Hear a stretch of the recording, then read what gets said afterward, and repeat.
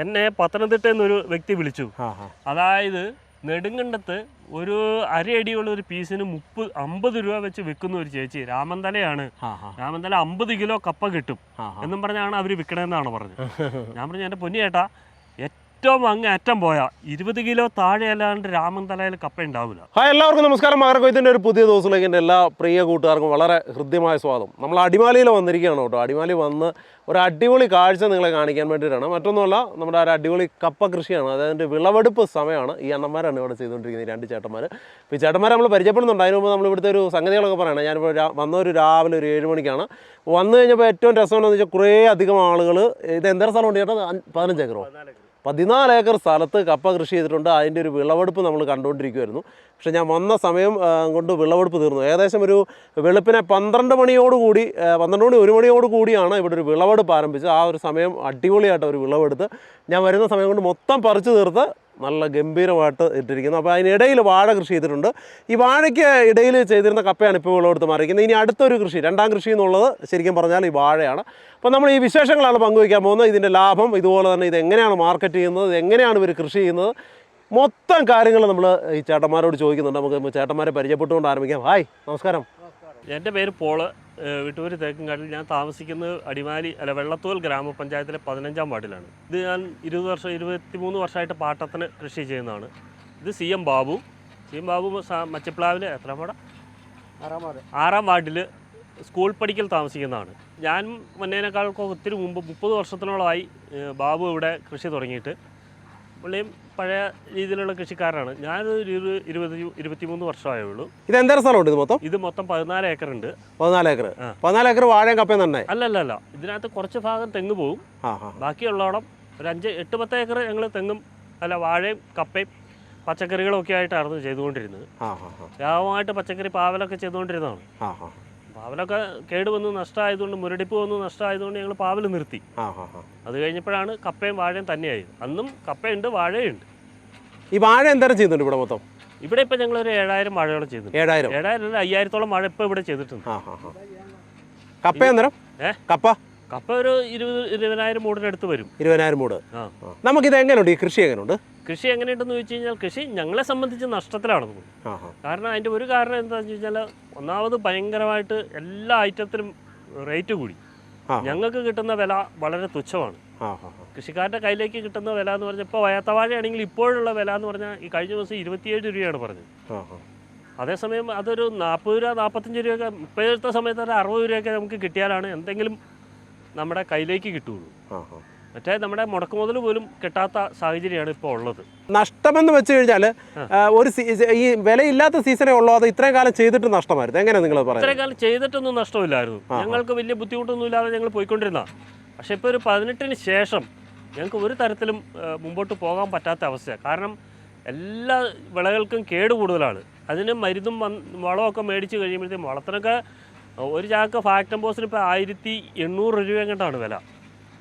ഒരു ചാക്ക് പൊട്ടാഷ്യത്തിന് 1980 രൂപയായി. അതുപോലെ എല്ലാ രാസവളങ്ങൾക്കും വില കൂടി, കീടനാശിനികൾക്ക് വില കൂടി, കുമിൾനാശിനികൾക്ക് വില കൂടി. അപ്പോൾ ഇതെല്ലാം കൂടെ വരുമ്പോൾ നോക്കിക്കഴിഞ്ഞാൽ പണിക്കൂലി കൂടി. അതുപോലെ മറ്റെല്ലാ കാര്യങ്ങളും. ഒരു വാഴയ്ക്കാണെങ്കിൽ ഒരു ഊന്ന് മേടിക്കണമെങ്കിൽ 40 രൂപ ഇവിടെ വരും.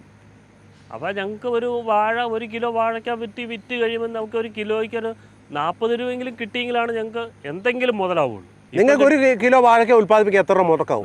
1 കിലോയ്ക്ക് നമുക്ക് ഒരു 40 രൂപ 45 രൂപ 50 രൂപയുടെ അടുത്ത് മുടക്ക് വരുന്നുണ്ട്. അത്രയും പൈസ നമുക്കൊരു 40 രൂപയെങ്കിലും ഒരു കിലോയ്ക്ക് ഒരു 40 രൂപ. നിങ്ങൾക്ക് എത്ര രൂപയ്ക്ക് വിൽക്കാൻ പറ്റുന്നത്? ഇപ്പോൾ കിലോ 30 രൂപയേ ഉള്ളൂ. അപ്പോൾ പിന്നെ 10-15 രൂപ നിങ്ങൾ കയ്യിൽ നിന്ന് എടുത്തുകൊണ്ട് നഷ്ടത്തിലാണ്. അതാണ് ഞങ്ങൾ നഷ്ടമാണെന്ന് പറയുന്നത്. അപ്പോൾ പിന്നെ എന്തിനാ ഈ കൃഷി ചെയ്യുന്നത്? ഞങ്ങൾക്ക് ഇനിയിപ്പോൾ വേറെ എന്ത് ചെയ്യാൻ പറ്റും? ഞങ്ങൾക്ക് പോയി ഒരു IT കമ്പനിയിൽ പണി ചെയ്യാൻ പറ്റും. ഒരു വണ്ടിയെ ഡ്രൈവിംഗ് ലൈസൻസിന് കിട്ടുമോ ഞങ്ങൾക്കൊരു കട ചെയ്യാൻ പോകുമെന്ന് പറഞ്ഞാൽ ഞങ്ങളിത് ചെയ്ത് പഠിച്ചു വരുമ്പോഴത്തേക്ക് ഞങ്ങളുടെ കാലം കഴിഞ്ഞു, ഞങ്ങൾ പെൻഷനായി. അല്ല, ഞാൻ ചോദിച്ചാൽ വേറെ എന്തെങ്കിലും മാറി കൃഷി ചെയ്തു? മാറി എന്താ വേറെ ഇപ്പം ഇനി ചെയ്യാൻ പറ്റുന്നതെന്ന് പറഞ്ഞാൽ ഞങ്ങൾക്ക് കുറേ സ്ഥലം വേട്ടത്തിനെടുത്ത് ഞങ്ങൾ കുറേ ഏലകൃഷി ചെയ്യാമെന്ന് വയ്ക്കാം. ഞങ്ങളെ തുടങ്ങണമെങ്കിൽ ഞങ്ങൾക്ക് കാശ് വേണ്ടേ? അതിന് ഞങ്ങൾക്ക് ഇപ്പോൾ ഒരു ബാങ്കിൽ ചെന്ന് വെച്ചാൽ ഞങ്ങളൊരു ലോൺ ചോദിച്ചാൽ, ചേട്ടാ അതിപ്പോൾ പറ്റില്ല, അത് നിങ്ങളുടെ സ്ഥലം വന്ന് നോക്കണം. അതായത് 1 രൂപ പോലും ഡ്യൂ ഇല്ലാതെ നല്ല രീതിയിൽ പോയിക്കൊണ്ടിരിക്കുന്ന SBIയിൽ എനിക്ക് കാർഷിക ലോണും ഉണ്ട്. ഞാൻ ചെന്ന് ചോദിച്ചപ്പോൾ അവർ പറഞ്ഞത് കേസാണ് പറഞ്ഞത്. ഞങ്ങൾ എവിടെയെങ്കിലും ഒരു ലോണിന് ചെന്ന് കഴിഞ്ഞാൽ ഞങ്ങൾക്ക് കൃഷിക്കാരനാണോ ലോൺ തരാൻ വലിയ മടിയാ. 1 കിലോ ഏത്തക്കായ്ക്ക് ഞങ്ങളെ പോലുള്ളവർ പുറത്തുനിന്ന് വാങ്ങുമ്പോൾ 60 രൂപ 65 രൂപയാണ് വില. നമുക്ക് ആ വിലയ്ക്ക് ഇത് വിറ്റഴിക്കാൻ ഒരു സാഹചര്യം ഇല്ലെന്നാണോ? ഇല്ല, ആ വിലയ്ക്ക് എന്തായാലും വിറ്റഴിക്കാൻ പറ്റില്ലല്ലോ. കാരണം കച്ചവടക്കാരൻ 60 രൂപയ്ക്ക് വിൽക്കുമ്പോൾ അവൻ എത്ര രൂപയ്ക്ക് കിട്ടിയാലും 60 രൂപയ്ക്ക് വിൽക്കുന്നത്. കച്ചവടക്കാരനല്ല ഞാൻ ചോദിക്കുന്നത്, നമുക്കിത് ഡയറക്റ്റ് മാർക്കറ്റ് ചെയ്യാൻ പറ്റും. ഡയറക്റ്റ് മാർക്കറ്റിംഗ് എന്ന് സമ്മതിച്ചു. ഇപ്പോൾ ഞാൻ ചോദിക്കട്ടെ, ഒരു സാധാരണ ഒരു കച്ചവടക്കാരൻ 60 രൂപയ്ക്ക് അവന് വാഴക്കൊല പഴം വിൽക്കണമെങ്കിൽ അവന് എത്ര രൂപയ്ക്ക് കിട്ടിയാലും അവന് ആ 60 രൂപയ്ക്ക് വിൽക്കാൻ പറ്റുക. ഡയറക്റ്റ് വിൽക്കുന്നതിന് ഞങ്ങൾക്ക് വിപണി ഉണ്ട്. ഞങ്ങൾ വിപണി വഴിയാണ് അധികം വിൽപ്പന. ഞങ്ങളല്ലാണ്ട് മറ്റേ പുറത്ത് അങ്ങനെ കാര്യമായിട്ട് കൊടുക്കുന്നത് എല്ലാം വിപണി വഴിയാണ് കയറിപ്പോണത്. കച്ചവടക്കാരനും വേണം, ചില്ലറ കച്ചവടക്കാരനും വേണം, എല്ലാവരും ഉണ്ടെങ്കിലാണ് ഇതൊക്കെ നടക്കുന്നത്. പക്ഷേ ഇതിനൊരു നമ്മൾക്ക് വരുന്ന നഷ്ടത്തിൻ്റെ ഒരു ചെറിയൊരു എമൗണ്ടൊക്കെ ഞങ്ങൾക്ക് സർക്കാർ സബ്സിഡി ആയിട്ടോ അല്ലെങ്കിൽ എന്തെങ്കിലുമൊക്കെ തന്ന് സഹായിച്ചാൽ ഞങ്ങൾക്ക് മുമ്പോട്ട് പോകാൻ പറ്റും. കപ്പ ഈ അവസ്ഥയാണ്. കപ്പ എന്തുകൊണ്ടാണ് നഷ്ടം എന്ന് പറയുന്നത്? കപ്പ നഷ്ടം എന്ന് പറഞ്ഞാൽ ഇപ്പം നിങ്ങൾ കണ്ടല്ലോ, ഒരു നിര, അതായത് 650 വാഴ വെച്ചിരിക്കുന്ന ഒരു നിര കപ്പ നട്ടിട്ട് ഞങ്ങൾക്ക് കിട്ടിയത് 1 ടണ്ണ് അല്ല 2-2.5 ടണ്ണ് കപ്പയാണ് കിട്ടുന്നത്. ശരിയാശ്ശേരി ഒരു 6 ടണ്ണ് കപ്പ കിട്ടിക്കൊണ്ടിരുന്നതാണ്. വിളവ് കുറഞ്ഞു പോയല്ലേ? വിളവ് കുറഞ്ഞാൽ ഞാൻ കപ്പയ്ക്ക് കേട് കൂടുതലാണ്. കപ്പ മൊത്തത്തിൽ പ്രശ്നങ്ങളാണിത്. ഞങ്ങളിത് ഒരിക്കലും ഈ വാഴ തന്നെ ഒരിടത്ത് ചെയ്യാറില്ല. അതായത് ഇപ്പോൾ ഇത്തവണ വാഴ നട്ട് കഴിഞ്ഞാൽ അടുത്ത തവണ ഞങ്ങൾ കപ്പയായിരിക്കും. അതിനനുസരിച്ചാണ് ഞങ്ങൾ വാഴത്തോടുകളും കപ്പ വാരവും ഒക്കെ എടുത്തുകൊണ്ടിരിക്കുന്നത്. ഇപ്പോൾ ഈ വാഴ വെച്ചിട്ടുണ്ട്, ഈ വാഴ 22 രൂപ ഞങ്ങൾക്ക് ഒരു കണ്ണിന് ചിലവുണ്ട്. ഇത് വെച്ച് കഴിഞ്ഞപ്പോൾ 30 രൂപയുടെ അടുത്തായി. അതിന് വളവും മറ്റ് എല്ലാ കാര്യങ്ങളും കൂടി. ഇനി ഇതിന് ഒരു കണ്ണിന് അതിനനുസരിച്ച് ഇനിയും ചിലവ് ചെയ്തുകൊണ്ടിരിക്കണം. ഇനി വളം ഇടണം, മരുന്നൊഴിക്കണം, ഇത് വെട്ടിക്കൂട്ടണം, താങ്ങുകാല് കൊടുക്കണം, അങ്ങനെയുള്ള എല്ലാ പണികളും ഉണ്ട്. ഇതൊരു ഫംഗസ് രോഗമാണ്. ഇതിൻ്റെ ഒരു ചെറിയ പുള്ളിയായിട്ടാണ് ഇതിലേക്ക് വരുന്നത്. അതിങ്ങനെ വികസിച്ച് ഈ ഇല ഇങ്ങനെ കരിഞ്ഞു. അപ്പോൾ ഇത് വിളവിനെ ബാധിക്കും? ഇത് വിളവിനെ ശരിക്കും ബാധിക്കും. ഇതിനിപ്പോൾ തന്നെ ഞങ്ങളിപ്പോൾ കോണ്ടാക്ട് ഫംഗിസൈഡ് അടിക്കണം, ഉടനെ തന്നെ അടിക്കും. നാളെ അതാണ് പരിപാടി.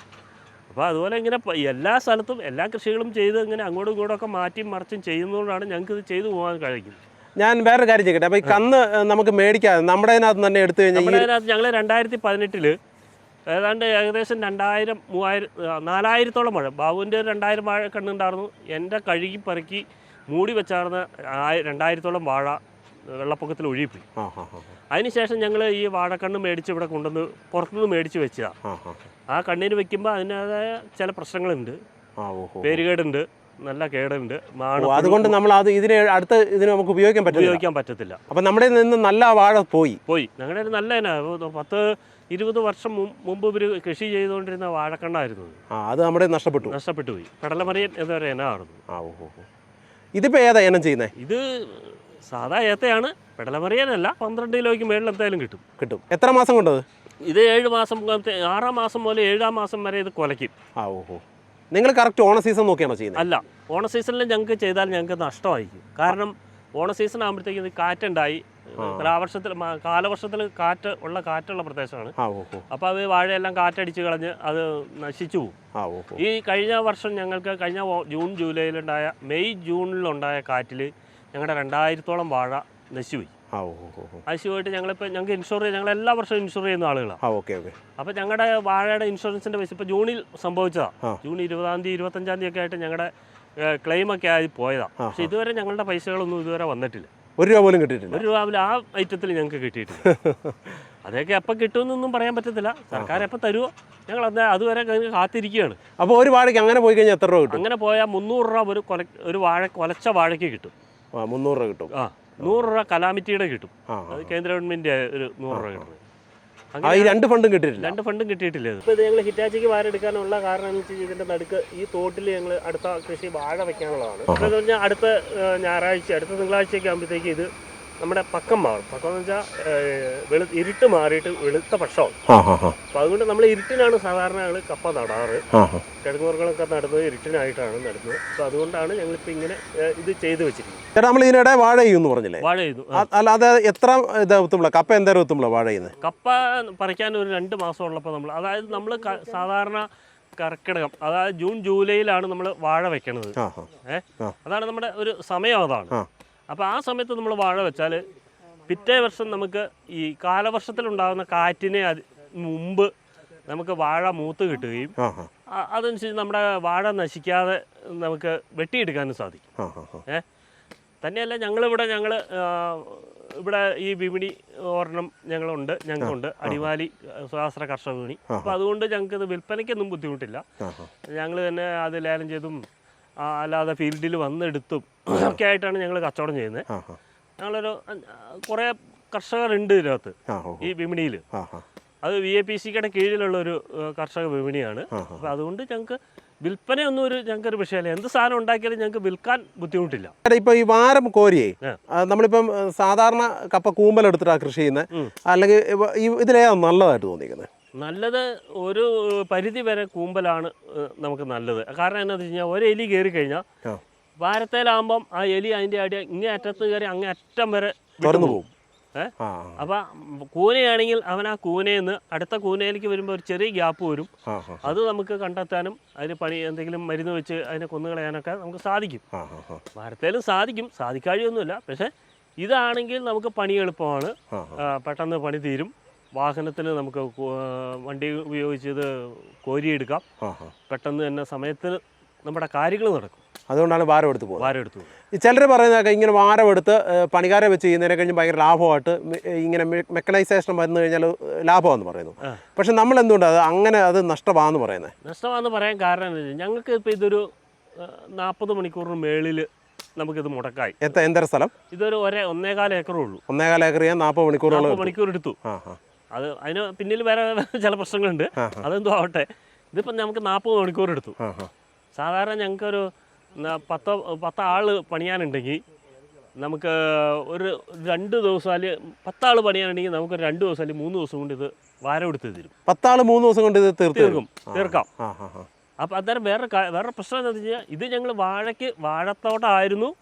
വാഴത്തോട്ടത്തിൽ കപ്പയിടുമ്പോൾ അടുത്ത വർഷം വാഴ വെക്കുക എന്നുള്ള ഉദ്ദേശത്തോടെ ഞങ്ങളിപ്പോൾ വലിയ വാരം എടുത്തിരിക്കുന്നത്. അത് വരുമ്പോൾ നമുക്ക് ഈ സമയം കൊണ്ട് തീരില്ല. അങ്ങനെ ഒരു പ്രശ്നം കൂടെ ഉണ്ട്. അപ്പോൾ വാഹനം പണിയുമ്പോൾ നമുക്ക് നമ്മുടെ എളുപ്പം എന്താണെന്ന് വെച്ചാൽ നമ്മുടെ സമയത്ത് ഇത് നടുക എന്നുള്ളതാണ്. മറ്റേന്ന് പറഞ്ഞാൽ നമുക്ക് ലേബറെ വെച്ച് ചെയ്യുമ്പോൾ സമയം കുറച്ചുകൂടെ പോവും. നമുക്ക് സമയത്ത് ചിലപ്പോൾ പണിക്കാരെ കിട്ടാനില്ലാണ്ട് വരും. വരുന്ന പണിക്കാർക്ക് എന്തെങ്കിലും പ്രശ്നമൊക്കെ ഉണ്ടാക്കി കഴിഞ്ഞാൽ അവരുടെ ഇത് പോവില്ലേ. അപ്പം നമുക്ക് സമയത്ത് കാര്യങ്ങൾ നടക്കാതെ. പക്ഷെ ഇതാവുമ്പോൾ നമ്മളുടെ സമയത്ത് കൃഷി ഇറക്കേണ്ട സമയത്ത് നമുക്ക് ഇത് പണിത് കൃഷി ഇറക്കാൻ സാധിക്കും. ഇതപ്പോൾ ഇത്രയും വലിപ്പത്തിൽ വാരം വേണോ? വേണ്ട, നമുക്ക് ഇതിലെ ഭാരത്തിന് വലിപ്പം കുറയാം. ഇത് ഞാൻ പറഞ്ഞല്ലോ, ഞങ്ങളിത് വാഴ വെക്കുക അല്ല, ഞാൻ ഇത്ര വലിപ്പം കൊണ്ട് ഒരു ആവശ്യമില്ല.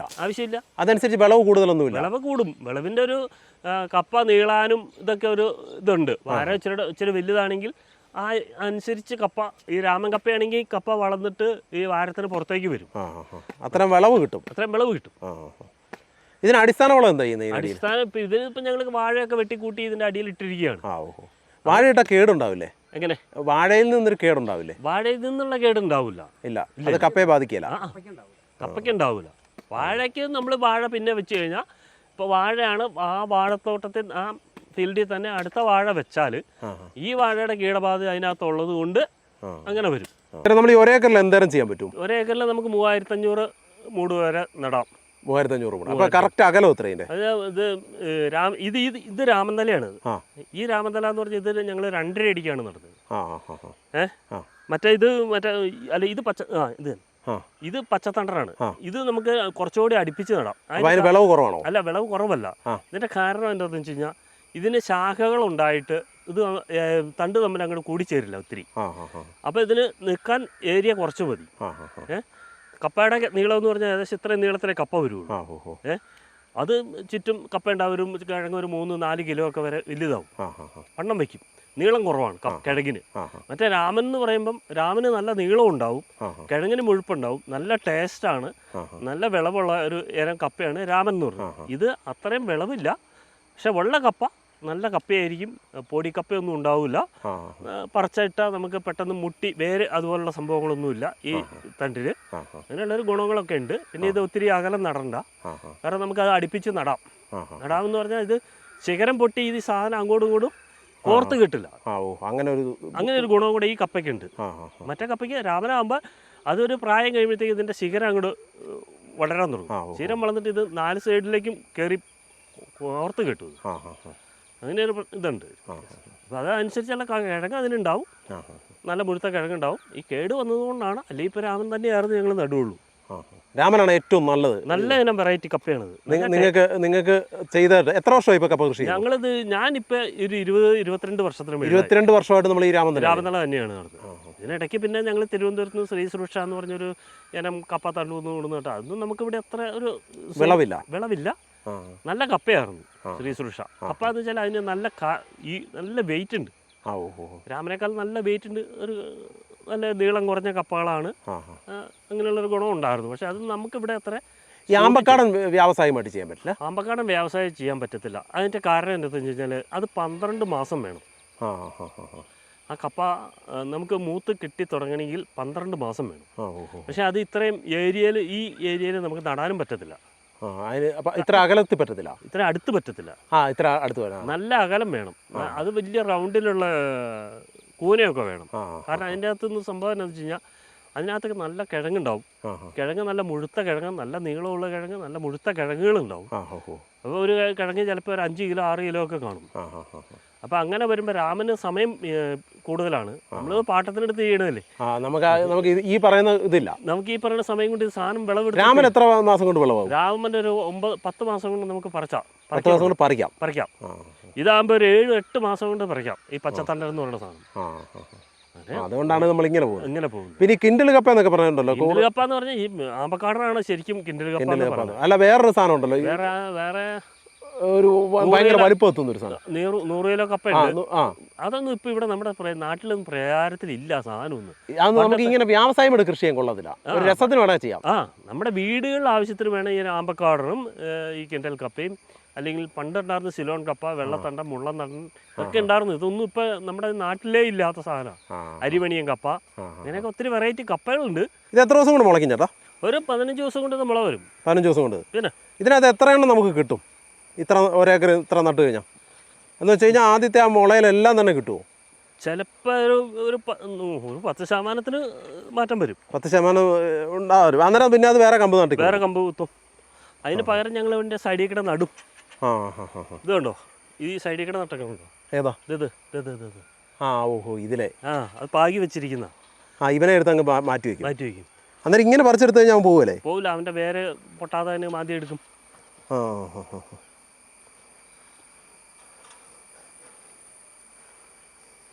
അതങ്ങനെ നിരത്തി കുത്തി വെച്ചേക്കണം. എല്ലാ പീസിലും ഉണ്ടാവും, എല്ലായിടത്തും ഉണ്ടല്ലേ. ഒരു സൈഡിൽ കൂടെ ഇങ്ങനെ ഒരു സൈഡിൽ കൂടെ പായി വയ്ക്കും. നമുക്ക് ആവശ്യം കഴിഞ്ഞാൽ അപ്പം തന്നെ അതിനെ വലിച്ചു പറിച്ച് വാരി പള്ളേ കളയും. ഇവനെ നിർത്തില്ല. ഒരു മൂട്ടിൽ നിന്ന് ശരാശരി എന്നാ ഇത് കിട്ടും?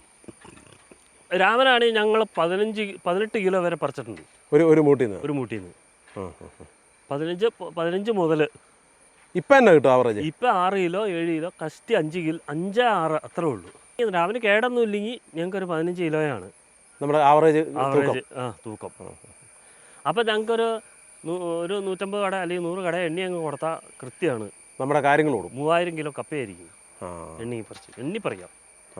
ഇപ്പം ആ പരിപാടി നടക്കില്ല. ചേട്ടാ, അന്നേരം നമുക്ക് ഇതിനകത്ത് ഏറ്റവും വലിയ ശത്രു എന്ന് പറഞ്ഞാൽ എലിയല്ലേ? എലി ഭയങ്കര ശല്യമാണ്. എലി ഭയങ്കര പ്രശ്നക്കാരാണ്. എലി എങ്ങനെ നമ്മൾ ഓടിക്കുന്നത്? എലിയുടെ മാളം തുറന്നിട്ട് നമ്മൾ വിഷം വയ്ക്കും, കാർബൈഡ് വയ്ക്കും, പിന്നെ പല ഇതുണ്ട്, മരുന്ന് ഇട്ട് കൊടുക്കും. പിന്നെ ഈ സിങ്ക് ഫോസ്ഫേറ്റ് ഉണ്ട്, അതും ബോണ്ടയ്ക്കകത്തൊക്കെ അതിനകത്ത് വയ്ക്കും, തേങ്ങയ്ക്കകത്ത് വയ്ക്കും. അങ്ങനെ പല രീതിയിലും പലതും മാറി കൊടുത്തിട്ട് കുറേയൊക്കെ പോവും, കുറേയൊക്കെ അവനും കഴിക്കും, കുറേയൊക്കെ ചത്തുപോകും. പിന്നെ ഇതിൻ്റെ സൈഡിൽ കൂടെ ഇങ്ങനെ ഇടയ്ക്കിടെ ഈ നമ്മുടെ കടയിൽ വെച്ചിട്ട് ഉപയോഗിക്കാൻ പറ്റാത്ത മിക്സറൊക്കെ ഉണ്ട്, അതിനകത്ത് ഈ സിങ്ക് ഫോസ്ഫേറ്റ് മിക്സ് ചെയ്തതിൻ്റെ പുറമേക്കട വയ്ക്കും. അവൻ അതിൻ്റെ പുറമേക്കട വെച്ചാൽ പുറമേ നിന്ന് കയറുന്നവൻ അതിനകത്ത് തിന്നുവെച്ച് പോകും, ചത്തുപോകും. പന്നിയിലാണോ ഏറ്റവും ശല്യം? തുരപ്പനാണ്. പന്നിയിലി അങ്ങനെയില്ല. ഇത് ഈ 2018 പ്രളയത്തിന് ശേഷം ഉണ്ടാകുന്ന ഒരു പ്രതിഭാസമാണ്. ഇതൊരു കുമിൾ രോഗമാണ് ഇതിന് ഉണ്ടാകുന്നത്. നമ്മളിത് ഇത്രയും തണ്ടാണ് നമ്മൾ നടാൻ ഉപയോഗിക്കുന്ന ഈ തണ്ടിൽ ഈ തണ്ടങ്ങോട്ട് കറുത്തിട്ട് അത് ആദ്യം ഒന്നും കാണൂല.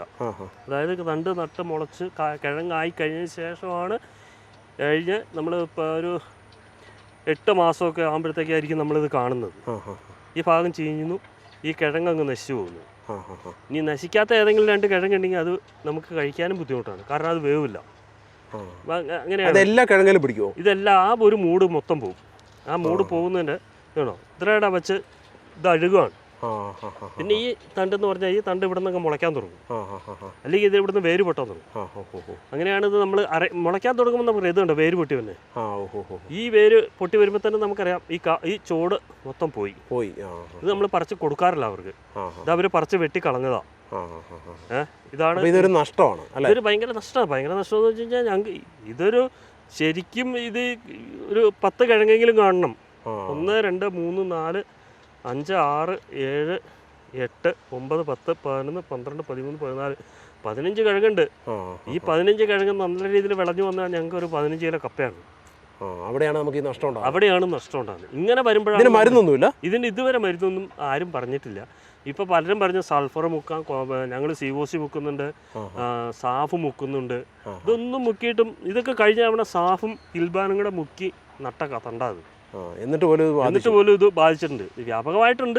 അങ്ങനെ നമ്മൾ അടിമാലിയിൽ നിന്ന് നല്ലൊരു കപ്പ കൃഷിയും കാണിച്ച് അതുപോലെ തന്നെ വാഴ കൃഷിയൊക്കെ കാണിച്ചിട്ട് നമ്മൾ ഇവിടുന്ന് വിട പറയാൻ പോവാണ്. അപ്പോൾ പോളിയറിന് ഒരുപാട് കാര്യങ്ങൾ ഈ ഒരു കൃഷിയായിട്ടൊക്കെ ബന്ധപ്പെട്ട് പറഞ്ഞു. ഞാനിവിടെ വന്നപ്പോൾ ആദ്യം ഇൻട്രൊഡക്ഷനിൽ പറഞ്ഞു നല്ലൊരു ലാഭത്തിൻ്റെ കഥ ഞാൻ നിങ്ങളോട് പറയാമെന്ന് പറഞ്ഞെങ്കിലും പോളിയറിന് അത് കേട്ടപ്പോൾ എന്നോട് പറഞ്ഞു അങ്ങനെ വലിയ ലാഭമൊന്നുമില്ല, ഇത് വലിയ ലാഭകരമല്ലാത്തൊരു കൃഷിയാണ്. അതെ, കൃഷി എന്നല്ല, നമുക്ക് ഇത് സംബന്ധിച്ചിപ്പോൾ എല്ലാത്തിനും വലിയ, അതായത് വളങ്ങൾ, കീടനാശിനികൾ, അതുപോലെ ലേബർ ചാർജ്, അതൊക്കെ വളരെ നമ്മൾ ആദ്യം തുടങ്ങുന്നതിനേക്കാൾക്ക് ഒത്തിരി കൂടി. ഇപ്പോൾ 800 രൂപ 850 രൂപയ്ക്കാണ് ഇപ്പോഴത്തെ ഒരു റേറ്റ് പണിക്കാരന്. അവൻ 8 മണിക്ക് വന്നാൽ 8 10 8:15 ആവണം പറമ്പിലിറങ്ങി.